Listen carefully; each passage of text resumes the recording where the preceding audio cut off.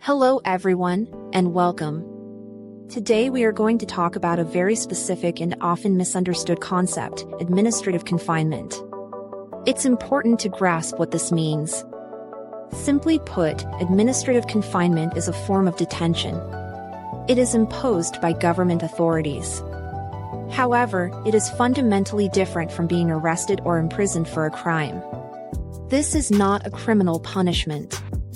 You are not being held because you were convicted of breaking the law in a criminal court.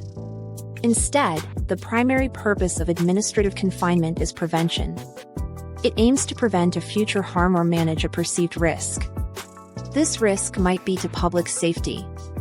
It could involve national security concerns. Often, it relates to immigration matters. For example, someone awaiting deportation might be in administrative confinement.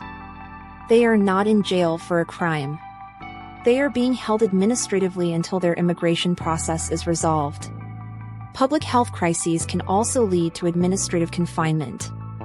During a severe pandemic, individuals might be confined to prevent the spread of disease.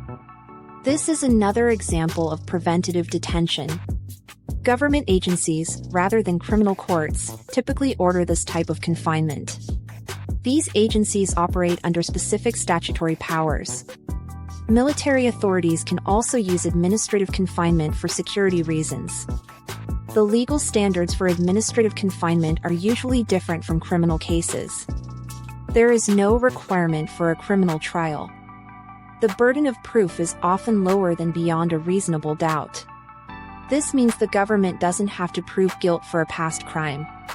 Instead, they focus on a perceived future risk or administrative necessity. This distinction is crucial. Critics often raise concerns about administrative confinement. They worry about due process rights. People might be held for indefinite periods.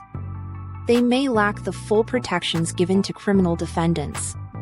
There is a potential for abuse of power. The lack of robust judicial oversight, compared to criminal cases, is a significant point of contention. So, remember, administrative confinement is a tool for government agencies. They use it to manage risks or enforce administrative policies. It is distinct from the criminal justice system. I hope this explanation has clarified what administrative confinement means. Understanding these legal distinctions is truly vital. Thank you so much for watching this video. If you found this information helpful, please consider supporting the channel. Your support helps us continue to create educational content like this. We truly appreciate your viewership and any help you can offer.